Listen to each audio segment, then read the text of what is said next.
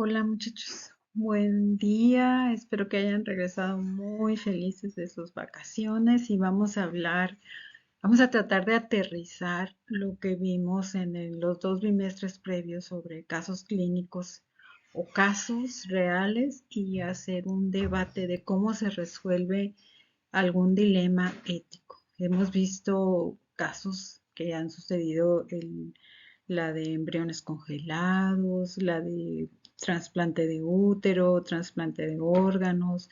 ¿En qué casos hay necesidad de hacer un debate clínico o una discusión para definir qué es lo que se va a hacer? Hay reuniones de equipos de atención primaria. Nosotros somos un equipo de atención primaria, un médico, pediatra, un fisioterapeuta, un nutriólogo, todos, enfermería, todos formamos parte de un equipo en busca de favorecer la salud de una persona o de las personas. Entonces, cuando se reúne este equipo, es pensando en hacer llegar a un objetivo, intercambiar información, saber qué piensa el médico y cuáles son las conductas adecuadas de acuerdo al padecimiento, resolver problemas, crear proyectos, afrontar retos y todos podemos ser parte de este equipo. Para que una reunión de un equipo de atención primaria tenga éxito, debe de reunir tres características. Debe ser eficaz, eficiente y efectiva. Bueno, ¿qué significan esas cosas? Eficaz son 5 P's para analizar problemas éticos. No estoy hablando de problemas clínicos. No todo es clínica, muchachos. Todo también es una persona, principalmente. Entonces, los 5 P son el propósito, los participantes, la planificación, participación y perspectiva. ¿Qué quiere decir cada una de estas cosas? Aquí se los pongo. Cuando yo convoco a una sesión clínica es porque tengo una duda personal en cuanto a algún dilema ético. ¿Qué es mejor para este paciente? ¿Cuál es la mejor decisión que puedo tomar? Yo tengo que reunir al equipo que me va a ayudar a tomar esa decisión desde todos los puntos de vista posibles. Tenemos que hacer una orden del día y tener los medios necesarios, el lugar, el tiempo, que todos puedan leer el documento o la información científica, que establezcamos unas pautas de participación en las que el moderador debe de decir cuánto va a hablar cada quien y respetar las normas de conducta, o sea, no decir palabras soeces ni ofender a las personas porque están dando su punto de vista.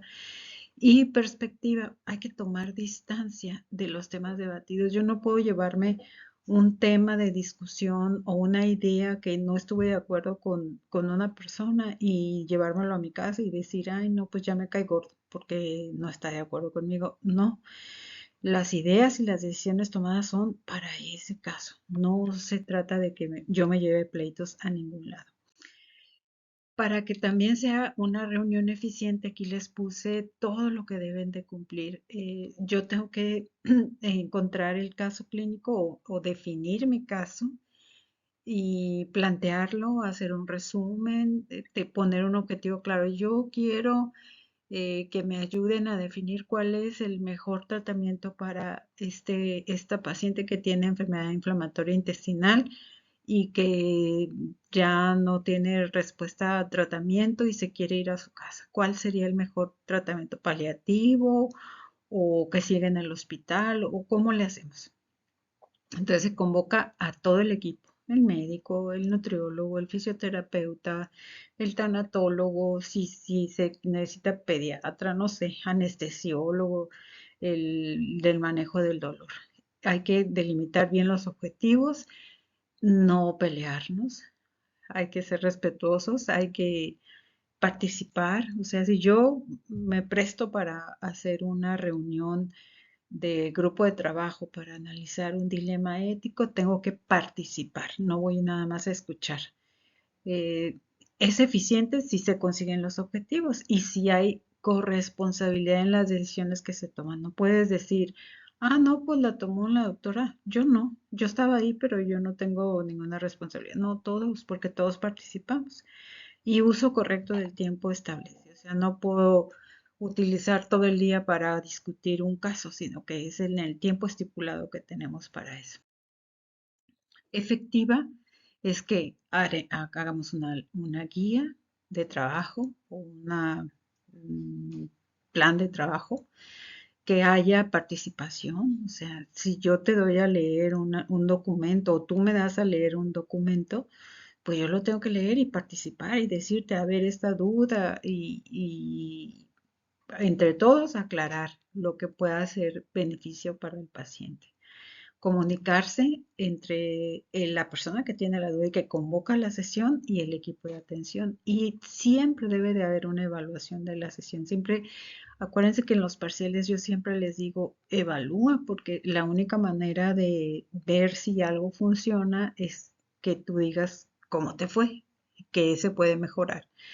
Entonces tenemos que buscar que la comunicación sea efectiva, tanto verbal como no verbal, ¿no? Y la forma de comunicarnos con el otro. ¿Qué debemos de ver cuando se habla de dilemas éticos? Ya vimos los principios éticos de beneficencia, no maleficencia, autonomía y justicia. Ya sabemos qué quieren decir, pero para evaluar un dilema bioético o ético en el área clínica, tenemos que irnos hacia la ética de los mínimos y de los máximos. De los mínimos es mínimamente yo tengo que proteger la integridad física, psicológica, espiritual de la persona. Ese es el principio de no maleficencia. Y la protección de la integridad interpersonal y social, o sea, que sea bien para él, pero también para la comunidad o para el lugar donde él vive. Principio de justicia. Y la ética de los máximos es lo óptimo, no es idéntico para todos. O sea que cada quien tiene la posibilidad de decidir de acuerdo a su sistema de valores, la moral, la cultura, dónde vive, cómo se ha desarrollado, lo que cada uno acepte como propio. O sea, este es el principio de autonomía. Esa es la ética de los máximos o de máximos. ¿Y cómo se define el resolver un problema? La deliberación, o sea, no es discusión, sino es deliberación, ni tampoco es debate, es deliberar. Analizar de manera reflexiva los factores que implican el caso. Por ejemplo, es un cáncer de mama o es un paciente con riesgo de cáncer. Bueno, ¿qué porcentaje de los pacientes se malignizan a los 20 años, a los 50, a los 60? Ah, bueno, ¿qué tratamientos están recomendados para prevención o para terapia? ¿No? Tomar decisiones ponderando diferentes puntos de vista. Si este paciente no quiere cirugía, pero yo le voy a dar un tratamiento conservador o yo le voy a dar nutrición enteral porque no puede comer, entonces, o le pongo nutrición parenteral, ¿qué puede pasar? Se infecta, tiene que estar hospitalizado, puede estar en su casa, se lo pueden dar por goteo, no sé, cada decisión debe de medir de manera razonada todo lo que puede pasarle a esa persona. Es posible que dos personas lleguen a conclusiones distintas y no por ello está mal. Los cursos de acción son diferentes, igualmente válidos y pues prudentes. Realmente el que va a decidir es el paciente, pero siempre hay que medir riesgos y beneficios. Eso ya lo vimos en los principios. Entonces, el proceso deliberativo es un método para tomar una decisión en medio de una incertidumbre. O sea, yo no sé qué va a pasar, pero tengo que ver todas las aristas para decidir cuál es la que mejor me conviene. Todo esto aparece con el avance de la ciencia médica. O sea, está bien que yo intube a un paciente que está en etapa terminal, nada más por el hecho de que lo puedo intubar y tengo el ventilador listo ahí para hacerlo. Él lo quiere, su familia lo quiere. Hay que tratar con respeto a todos los seres humanos, ayudándolos a tomar decisiones más autónomas y contribuir a un reparto justo de los recursos disponibles en el hospital y a un gasto más eficiente. O sea, no nada más es decir, pues porque yo digo lo voy a intubar. No, ya le preguntaste. Hay que ver el principio de autonomía. ¿Qué es la prudencia, muchachos? Es lo que a muchos nos falta.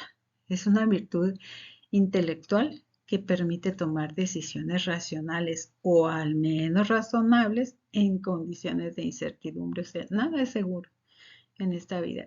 Entonces, si yo tomo una buena decisión, por lo menos racional, o sea, que conecté cerebro con lengua, está perfecto. Entonces, las sesiones para deliberación de los problemas éticos deben de cumplir estas características. Que me escuchen o que yo los escuche, escucha atenta. Valorar las opiniones del otro que me está hablando. Ser humilde para aceptar una opinión diferente a la mía que tiene su perspectiva. Reconocer que yo no sé todo, que a lo mejor él tiene más conocimiento que yo en tumores y que pues que por eso le hablé para que me ayude a tomar una decisión. Hay que hacer un esfuerzo por comprender la situación de lo que siente el paciente. O sea, por ejemplo, en los pacientes de trasplante de útero, yo digo, ay, pues yo mejor adopto un niño, pero esa persona quería un hijo propio que lo hubiera gestado ella. Entonces ella quería el trasplante de útero. Pues hay que tratar de ponerse en los zapatos de esa persona. Pero hay que analizar los valores implicados y argumentar de manera racional los costos de acción. O sea, yo no puedo decir, eso está mal. ¿Por qué? Porque yo lo digo, porque no estoy de acuerdo. Pero ¿por qué no estás de acuerdo? Tiene que haber un por qué y una referencia o algo donde hayas leído o sustentado tu opinión. Las cosas no vienen del aire. Entonces siempre hay que decir el por qué. Y tenemos que respetar un código no escrito de comportamiento. Todos somos iguales. A lo mejor uno es médico, otro es fisioterapeuta, otro es nutriólogo, otro es osteópata, otro es director, otro es rector. Vamos a compartir nuestros puntos de vista, nuestros conocimientos, nuestros valores y una visión diferente para tratar de resolver un problema ético de una persona en especial. Entonces, estas sesiones podemos llegar a acuerdos. Todos son diferentes, pueden ser diferentes, todos ellos válidos. Pero, ¿cuál es el más importante? ¿Cuál es el mejor? ¿Cuál va a ser más útil para ese paciente? Eso es lo que tenemos que deliberar. Entonces, los pasos que ustedes deben de seguir cuando quieran resolver un problema ético: convocar con anticipación, enviar un resumen del caso para que se documente todo el equipo sobre el tema, adjuntar algunas referencias actuales sobre ese tema para, si él no tiene, pues nosotros proporcionárselo. Detallar la forma de deliberación que se empleará. Hay 3 técnicas diferentes, entonces hay que decir cuál vamos a utilizar. Ahorita las vamos a ver. Un día antes, enviar un recordatorio. ¿Te acuerdas en el calendario de Google que vas a venir a esta sesión, sí o no? Y asegurarse que leyeron la información. Y el ponente o el que dirige la sesión siempre es el profesional al que se le ha planteado la duda o el conflicto ético en su trabajo. Sí, lo intubo o lo extubo o le pongo el catéter o le pongo la punción seca o le meto una sonda o le hago una gastrostomía. ¿Qué es lo mejor para ese paciente? Entonces, el médico o el profesional a cargo es el que toma la decisión, pero ayudado por el grupo de trabajo que forma. Hay un método que se llama el método deliberativo de Abel, de Gracie y de Johnson, que tienes que tener los prerequisitos: historia clínica, ser competente profesionalmente para la discusión, o sea, tener conocimientos científicos sobre el tema o del caso, identificar el problema moral, eh, pues que sea posible hacer una elección. O sea, yo quiero que me practique la eutanasia. No, pues yo no quiero o yo no estoy de acuerdo. Bueno, pero pero hay lugares donde sí es legal. Entonces, hay lugares donde sí se puede practicar. Valorar cada curso de acción y sus consecuencias. Conocer la historia de la persona que está en nuestras manos decidir algo. Entonces, el primero es el prerequisito. En la segunda etapa es de reflexión de los distintos conflictos. ¿Hay conflicto en la indicación de una intervención médica o no indicación? ¿Le pongo una sonda de gastrostomía o no? ¿Le hago una punción seca o le hago métodos térmicos?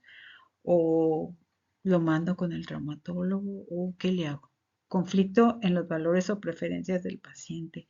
Él es un agente autónomo con derecho a ser informado y a decir, ¿sabes qué? No quiero que me hagas esto, aunque sea lo mejor para mí, yo no quiero que me lo hagas. O los resultados en la calidad de vida del paciente. Está indicado hacer todo lo que es posible técnicamente que se pueda hacer. O sea, lo debo de invadir a toda costa nomás porque yo no quiero que se muera en mi turno, por ejemplo. Hay que hacerlo siempre. ¿Beneficiará esa medida terapéutica al paciente en concreto? El respeto por la vida exige siempre la necesidad de alargarla a todo lo que dé. O sea, aunque la calidad de vida sea fatal para esa persona y sus familiares, no le hace. Mejor es alargarla a que se me muera. O hay conflicto con factores externos, por ejemplo, no sé, que yo tenga un compromiso con alguna investigación biomédica y digan, no, pues es que tiene que aguantar el tratamiento de este paciente hasta el último, hasta la última dosis de quimioterapia, porque si no, pues lo voy a tener que eliminar. Es un criterio de exclusión. Ese es un factor externo importante.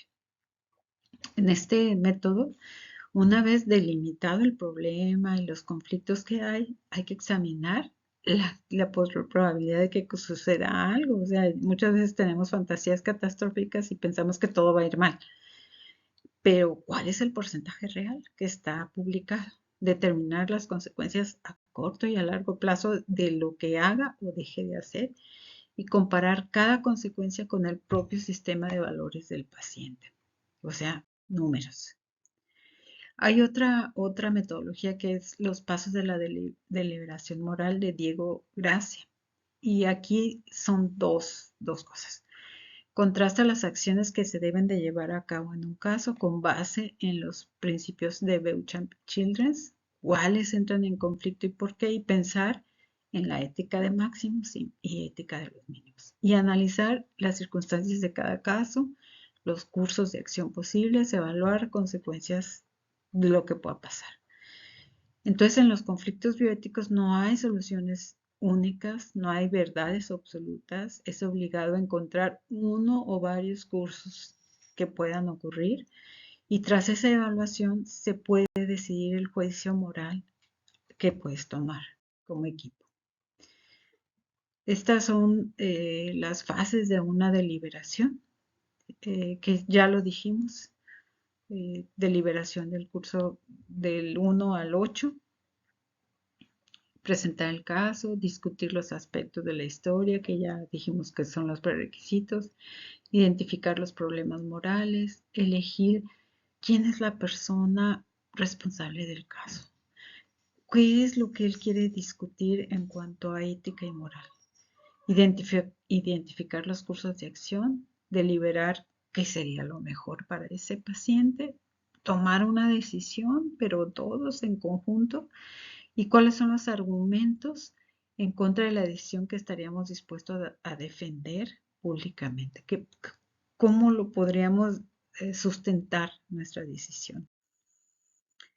Hay otra metodología que es la de Francesc Abel, que la escribió en el 1976 y dice que lo principal es buscar lo mejor para el paciente. Y si se fijan, pues son más o menos los mismos pasos de una historia médica, de buscar los aspectos médicos, cuáles son los hechos, cuál es el problema, cuáles son las alternativas de acción, contestar cada una de estas preguntas y preguntarse los valores del paciente, comparar el curso de acción planteado con los valores del paciente y del equipo médico. ¿Realmente se pueden elegir entre varias opciones? ¿O de veras el paciente es capaz de comprender cada una de las consecuencias o posibilidades que pueden ocurrir? ¿Qué opina el enfermo y qué opina su familia? ¿Cuáles son los aspectos extremos no clínicos para tener en cuenta? Entonces se hace un resumen y se elabora la recomendación. El casuismo, el casuismo y el método inductivo de Johnson, Ziegler y Winsley.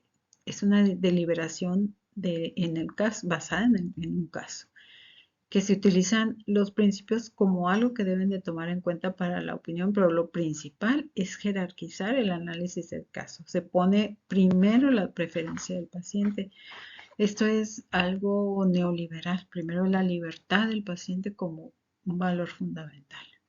Se parte de situaciones concretas o particulares, es decir, del caso. Y se define la relación médico-paciente entre el enfermo y sus valores. Esa es la autonomía, el profesional sanitario y su saber técnico, beneficencia y no maleficencia, y el bien de la sociedad y el bien común, que es el principio de justicia. Entonces, todo está alrededor del caso clínico. Este casuismo y el método inductivo tiene 4 aspectos, coordenados así, de 1 al 4. Primero, ¿cuál es la indicación? ¿Cómo se puede beneficiar el paciente de esta acción médica? ¿Y cuáles son las probabilidades del éxito? Porcentajes. ¿Cuál es la preferencia del paciente? ¿Se respeta el derecho del paciente? ¿Se le han informado todas las opciones? ¿Es competente realmente para tomar una decisión? La calidad de vida. ¿Cuáles son las expectativas del paciente de volver a una vida normal? ¿Cuáles son las secuelas? ¿En qué situaciones? ¿Cuál la situación del paciente es tal que no merecería la pena seguir viviendo? ¿Necesitará o no cuidados paliativos? ¿Tendrá cómo eh, continuar esos cuidados paliativos? Y por último, el contexto no sanitario y los factores socioeconómicos. Hablar con la familia, saber la repercusión económica, religiosa, cultural, si tienen acceso, o sea, si es un paciente que está intubado y que se va a ir a su casa, ¿cómo van a aspirarlo? ¿Van a tener oxígeno? ¿Van a tener los medicamentos? ¿Hay alguna investigación o docencia de por medio? ¿Hay algo que haya coacción que yo no me dé cuenta con ese paciente? ¿O hay un conflicto de intereses por los profesionales médicos? Si a mí se me muere este paciente, pues se va a cortar y va a ser un criterio de exclusión en una investigación experimental, por ejemplo. Entonces, eso hay que investigarlo. Bueno, entonces ya vimos las tres formas de hacer una deliberación, un proceso deliberativo. Vamos a hacer una actividad en esta semana del 8 al 13 de abril con un problema ético. Vamos a presentar 3 casos, vamos a elegir hacer 3 equipos, no más.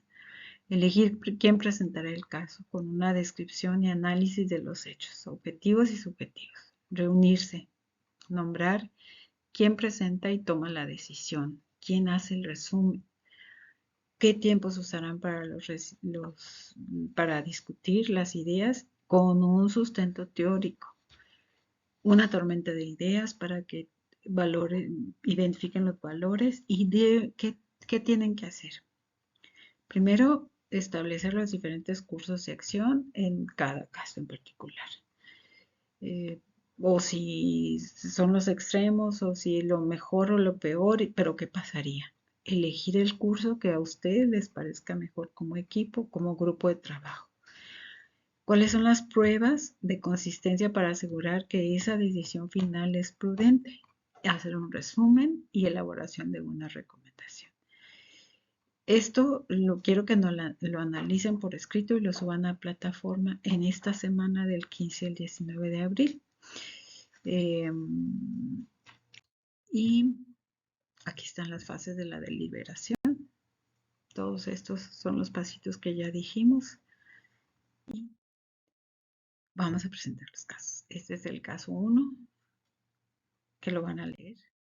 El caso 2 y el caso 3. Son 3 casos que les puse. Entonces hay que rifarlos para poder hacer esa deliberación. Y nos vemos pronto. Nos vemos.